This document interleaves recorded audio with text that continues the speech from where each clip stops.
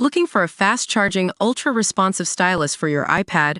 Meet the 2X Fast Charge Active Stylus Pen, designed for 2018 to 2025 Apple iPads.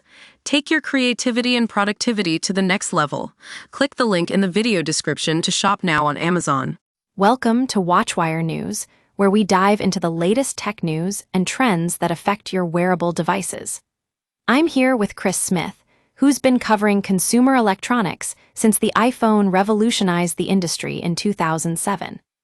Today, we're talking about a concerning issue with the Apple Watch Series 10.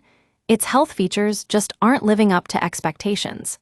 Chris has been using his new watch for running and fitness tracking, but he's discovered two major issues that might affect your experience with the device. First off, let's talk about heart rate monitoring during exercise. It seems like the Apple Watch Series 10 is failing to record pulse readings consistently. I know you're not alone in this problem. Chris has experienced it firsthand, and it's causing him frustration. But what's even more worrying is the impact on another new feature called Training Load.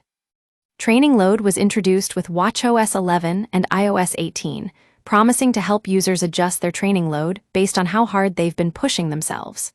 Sounds great, right? Well, Chris has found out that it's not working as promised.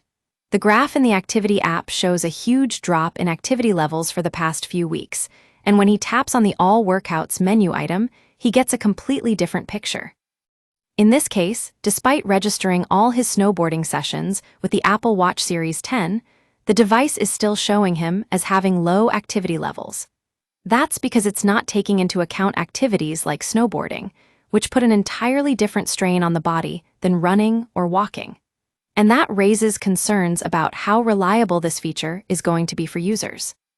Now, Chris understands that software can't always capture every aspect of our lives, but in this case, he thinks Apple's algorithms are off the mark. He worries that misinterpreting training load could lead to accidents and injuries if people rely too heavily on the device's data without listening to their own bodies. So what can we do about it?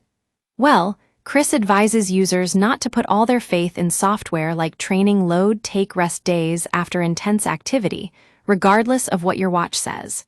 And hopefully, Apple will fix this issue by the time he hits the slopes again next year. That's the latest from WatchWire News, where we're always keeping an eye on the tech that shapes our lives. Thanks for watching.